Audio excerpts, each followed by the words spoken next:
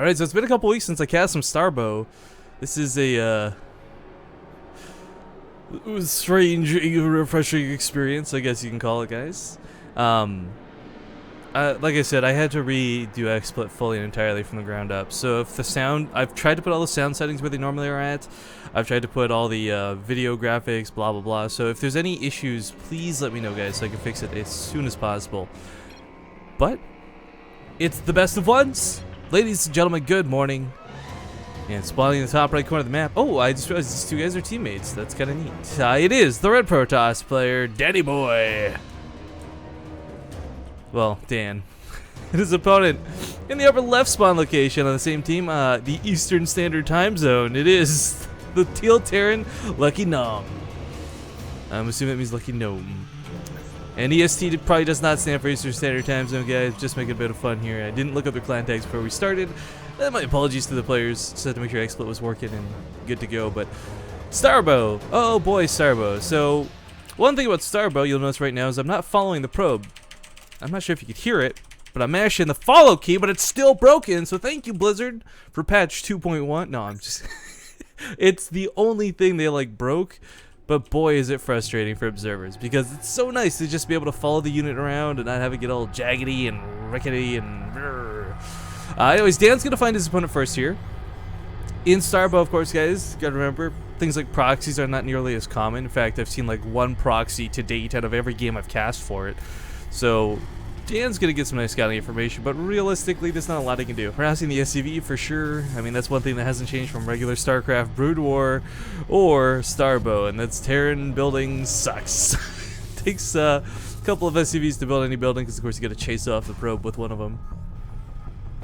Now, one thing that is really common, I'm not sure how much the metagame has shifted in the past 2 weeks, because it's been about 2 weeks since I've cast some Starbow. There's a lot of Dragoons being used, like a lot of Dragoon pressure being applied to Terran players. And you watch games with like BC Cutie, and one of the big things was he would build a bunker every single time to hold it off. But without the upgrade to the Marines, without the barrel stabilizers to give them +1 range, they actually can't reach the Dragoons with their upgrades. And the bunker sits there just taking damage, unable to actually shoot back. So you have to spend so much resources, not just repairing it, but keeping your SCVs on the front lines, making sure that they're not getting micro down. All these frustrating things for a Terran player to have to deal with. So in that regards, it's a nice amount of pushing power, but it's never been something I've ever seen that ends the game for the Protoss, or rather for the Terran in the favor of the Protoss player. But we do have a Zealot coming across the map pretty darn quick here. 2 Zealots, in fact. I like this in-base bunker actually a lot. He could have placed one here and they would have probably gotten the same effect, but this will also kind of give you that second line of defense if you need it later on. Now, I believe you saw the Zealots coming out with this SCV, which is, I think, part of the reason why he's going so heavy here on the defense. SCVs on the front line are going to need to repair just a tad. Of course, one thing that hasn't changed are these basic units fights, so the Marines can out-micro the Zealot if necessary, but of course they can hide inside the bunker, which makes it even better and easier. Yeah, just gonna chase that off. So just some annoyance for now. What as these extra Zealots get here, this actually becomes more of an actual threat than just a simple annoyance. Let's not forget too, if there's enough Zealots here, you can just walk past the bunker. It's only 2 Marines of damage, for goodness sake. But trying to focus on the SCV, make sure that this building doesn't complete. Unfortunately, it will. It's occurring to me I missed First Blood, guys. I'll try and make it up to you. Anyways, Zealots here are... I like the fact that Dan's been doing some pretty good control. He's not letting these really lose much more than their shields. They're regenerating, as we can see. They don't regenerate super fast, but you know, 10 seconds out of combat, shields kick in. It's basically like a free heal. At this point, the command center is not going to go down super quick, but he's probably going to have to lift this. 4 Marines can certainly dance with this, but if they get caught in a bad fight and away from the bunker, it could cost him a couple of Marines. Does get a probe there. Yeah. Being so cautious not to get hit by these Zealots. Of course, Zealots do hit really strong, but the problem for LuckyGnom right now is he's got to remember it's not just these Zealots. There's going to be a follow-up. It's going to be Dragoons on the way. They're going to have that range bonus. He's really got to just chew at what he can right now and not get too distracted by this. He will need another bunker on the front lines if he wants to hold this base. This bunker is in an absolutely horrible spot for defending the actual base. And yeah, here comes the first Dragoons. Or the first Dragoon. Not plural. Still poking to trade out a little bit here and there. Of course, Marines don't take the most damage from Dragoons, but of course that range always comes into effect. It's like watching Stalker's Kite. Trying to cancel that bunker is not going to happen. The SCV will get that finished up. And now with this bunker to defend, LuckyGnom is good against any sort of gateway. Like you can put 40 Dragoons behind this, and let's be honest, you're probably not going to break this anytime soon. So he's actually in a not bad spot. The bunker block over here I think is really cute. This is the equivalent of like a engineering bay block. It's going to deny the time it takes the natural to get up and running, but of course he's going to need to remember to cancel this. Remember to cancel it! No cancel on that bunker is going to cost LuckyGnom just a little bit, but not a whole lot. The on the front lines, as we see, without those barrel stabilizers, without siege tanks, keeping these Dragoons at bay is not going to be an easy task. He's going to have to devote more than one SCV to repair this. He's going to need more like 4. 3 might just barely do 2 Dragoons, but he got a little bit greedy pushing forward there. Almost lost one of them. Yeah, now realizing it's a little bit more than just the Dragoon's small amount of poke. It's actually a bit of damage coming in. Has to really dedicate to repairing this. Now, siege mode is being made right away here. I'm not sure that this is necessary for this scenario. Siege mode is always good, and there's no reason not to get it. But if you get just a naked siege tank, like just a standalone, not siege mode siege tank. Oh no! What are you doing? Don't pull your SCVs away! This will actually slowly not be able to keep up with this. Just barely 3 Dragoons without DPS 3 SCVs. Now that there's 4 here, if he loses this bunker, he's in for some trouble, despite the fact that the siege tank is out. Now the siege tank has range. It's the greatest thing it has going for it. Dragoons, of course, gonna be pushed back here just a tad. Almost lost that bunker. I was getting a little bit scared there, but the timing of the tank finally came out. Siege mode's about halfway done. And that's when you could really just solidify your defense. But as a Protoss player, you don't really need to dedicate into this. This isn't like regular StarCraft 2 where like it's 4 gate or nothing, you know, all in or nothing. You can actually out macro a Terran player pretty easily if given the opportunity. And right now, for perhaps LuckyGnom's sake, damn me just want to have to go for a bit of a contain and take a 3rd base, go for some advanced tech. He is getting the observatory on the way, so he's going to have some observers coming out shortly. But before that, I imagine we're going to see a, not Scarab, Reaver, sorry. Brain farts here. I gotta learn all these not new units, but like old unit names all over again.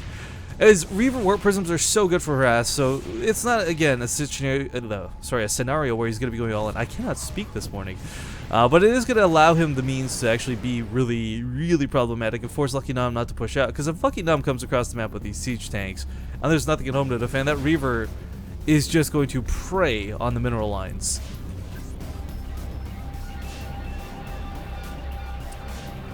But 2 tanks down and the bunker being reestablished. We got Widow Mines, sorry, not Widow Mines, Spider Mines on the way. Damn you, StarCraft knowledge! Quit getting in the way of my Starbow knowledge!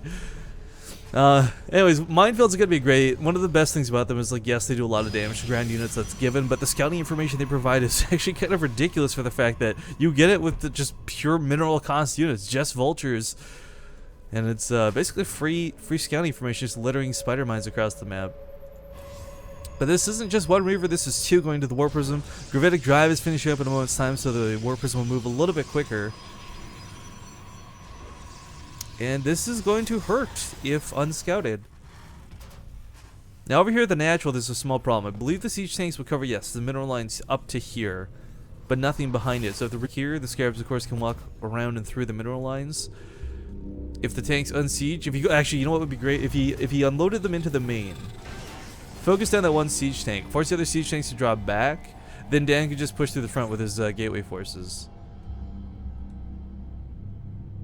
He may alternatively just be using this for a frontal assault, which, I don't know, Scarabs have never, or sorry, not Scarabs again, sorry about the names, Reavers have never really been your frontline siege units. They're a lot better off just destroying a mineral line if given the opportunity. And speaking of destroying a mineral line if given the opportunity, Dan does have to be careful. LuckyGnom's got some vultures about, and actually, nice positioning on that turret. 2 siege tanks around the command center. Whether he knows these are the tactics of a friend, a teammate, a fellow clanner, one thing that Dan does have to be careful of is losing this Warp Prism. It's got 20 health, but more importantly, 2 full, fresh Reavers inside of it that have gotten no use so far. Now, Ion Thrusters is finishing up, and Ion Thrusters isn't necessary to do a ton of damage to mineral line, but it's going to make it even easier. These Spider Mines might just bait out some Dragoon hits. Oh man, they're just barely not in range of that. Okay, so that's a little unfortunate for LuckyGnom there, but trying to get some more Spider Mines here on the front lines. Ooh, doesn't have the best defense set up right now. Siege tank not in siege mode for the front lines. Reaver's looking to come in for a drop. We'll get a couple hits off, but of course, as we see, the siege tanks are just laying into them, so gotta pick up and drop. Pick them up! Both get away with almost no health, but the bunker's torn down at the front. A lot of the spider mines have been taken out too. Does have to be careful of these dragoons though, because again, the damage here is actually quite a bit to deal with. Warp Prism may just fall out, and the siege tank snipes off that Reaver before it can get a single scarab off. Really well handled here by LuckyGnom. His defense has been pretty impeccable so far. Vultures coming from behind. Again, I would have rather seen these go into the mineral line of his opponent rather than into the army, into the fight, but I like these spider mines too. They're going to cut off the reinforcements or the retreat path if Dan's not careful. Although he should have enough to actually shoot these down before they arm. Looks like one will go off. So a bit of damage done there. I like this out of Dan, actually, the wall off here at home. This is something we've been really lacking in Starbow. And it's so silly to consider because players like BCQD, if you watch him, he just wrecks players' mineral lines all day, every day.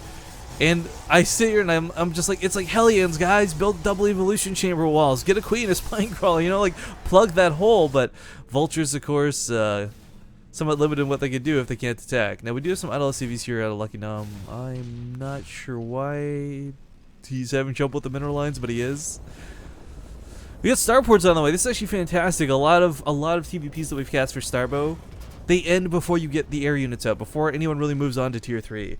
TVZ is still the only matchup I've seen go to tier 3 units and beyond. So we'll see just how far this one decides to go. One thing is, I don't imagine we'll see battlecruisers coming to LuckyGnom, but I really hope, I'm really fingers crossed that we do, so I can show you guys or you can see how cool they are now, because battlecruisers, they've still got the Yamato cannons, but they changed them up a little bit, so they don't attack as fast, but they attack much harder, and more importantly than that, they have a blink, guys, just like the campaign battlecruisers. Now 2 cannons and this semi-full wall off. Oh, there we go, now full wall off. We'll be able to hold the vultures back for now. Zal gonna hold position here too, and man, Dan actually holds this really nicely. This is, I love this. He even chrono boosted the cannons. For those who don't know what that does, of course, cannons don't build anything. It doesn't make them build any faster, but it does make them shoot 50% faster. And if you can shut down vultures like that, fantastic. Now he's gonna go and drop ship some tanks. Whoa, how is this gonna work? I forgot. Okay, so Starbow, if you guys don't know, you'll notice there's really skinny sort of walls up here. This is to prevent Reapers from being able to jump up and get in. It's also just because of the texturizing of the map and the Brood War nostalgia. But there are some locations like this where you can unload tanks, siege them up, and actually do quite a bit of damage. Now, at the moment, this War Prism has nothing inside of it. This other one, however, has 3 Zealots, so these tanks won't be too much of a problem. Now, it is worth noting we've got 2 fusion cores? Wait. Yes, we have 2 fusion cores on the way. Not sure why, but okay. So battlecruisers may in fact come out into play, which will be really fun to watch. They're still really effective against ground units. And of course, I don't know about because Starbow doesn't have armored units anymore. Like, there's no lights. Like, I know Zealots are classified as light, and these are still classified as armored, but there's no bonus versus light. There's no bonus versus armored. It's medium versus small versus large. So I don't know where dragoons come into the scale of attacking a battlecruiser. But EMP is actually being researched here. Some science vessels will be fantastic because ghosts no longer have the EMP, guys. It does go on the science vessel.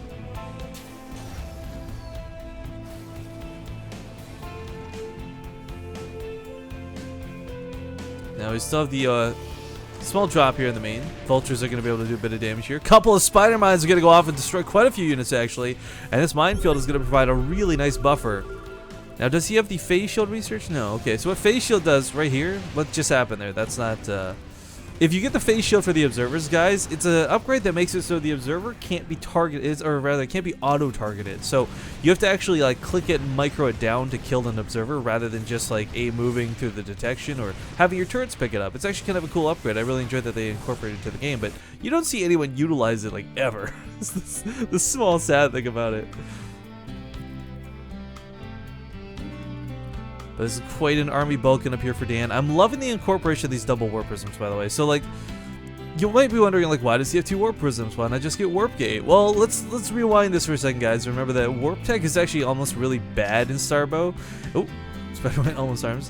What it does is it puts a long delay on the units warping in. It has a longer cooldown than regularly just, like, creating a unit. So you will actually see a lot more shuttles, and I like seeing more shuttles. It makes the game more interesting. It's not like one warp prism goes like, LOL, I win the game.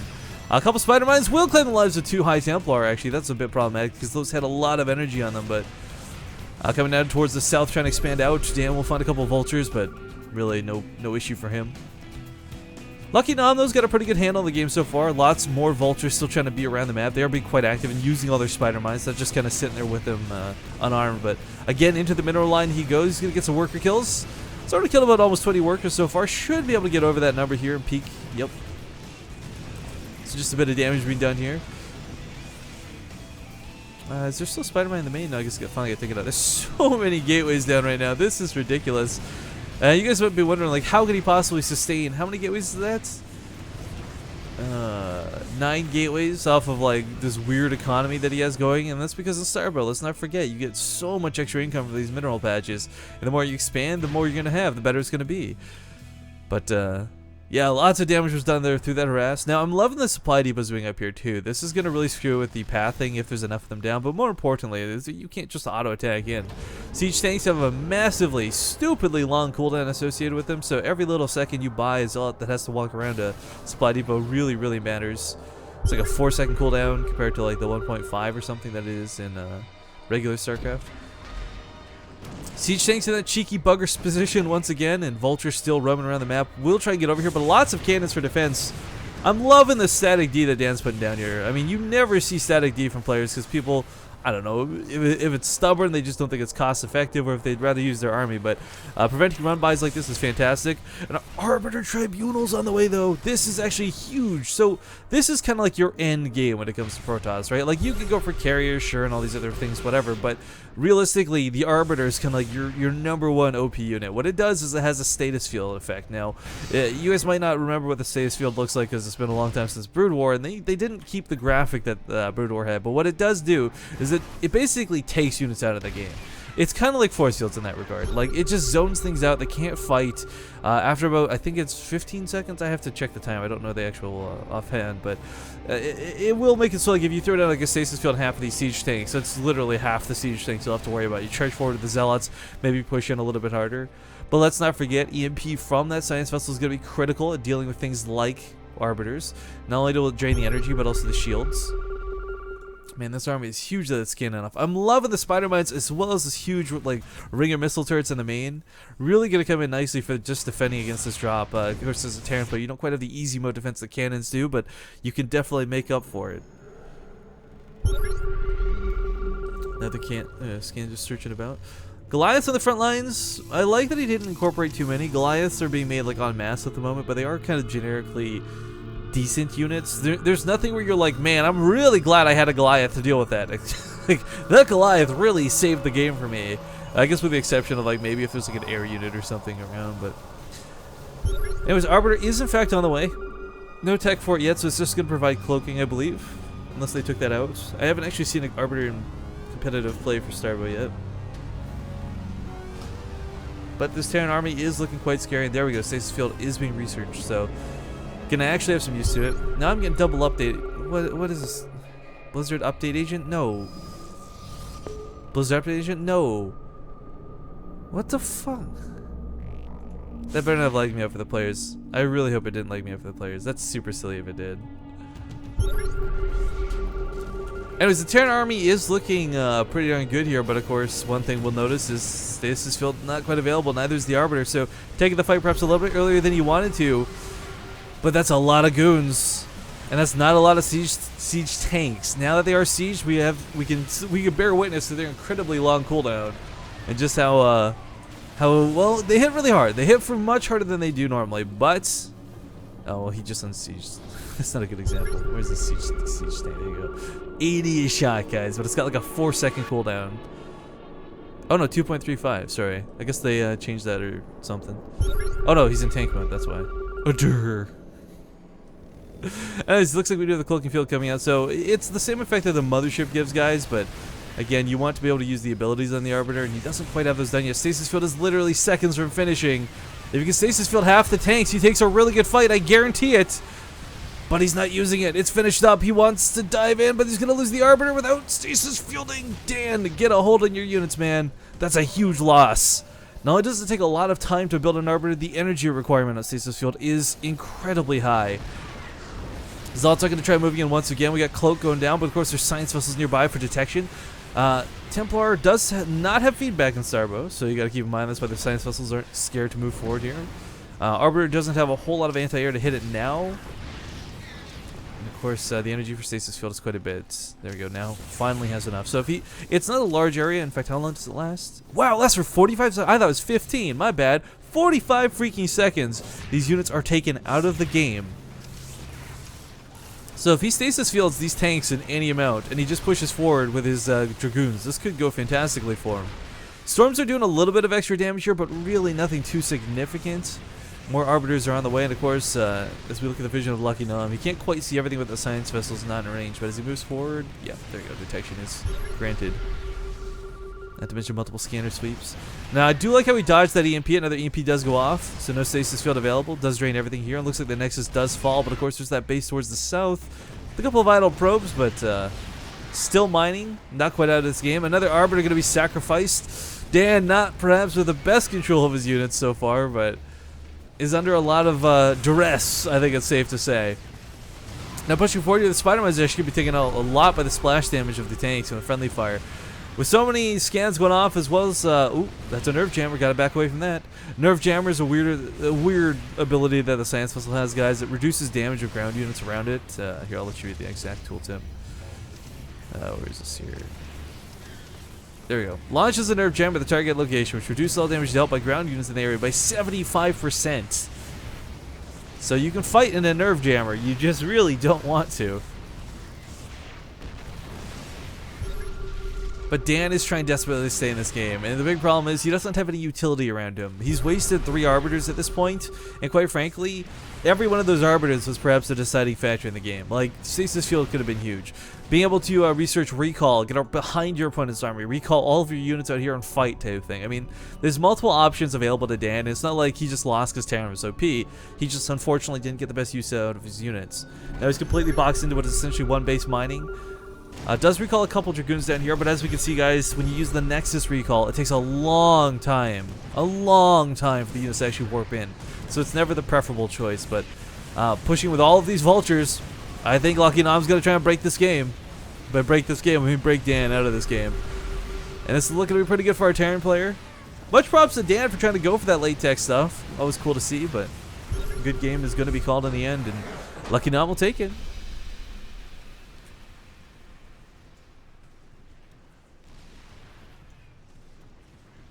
Alright, first win of the day. Congratulations to LuckyGnom. We'll see what the brackets look like here in a sec, guys. Fear not, I'm probably not going to be playing ads while we're just hanging out like this.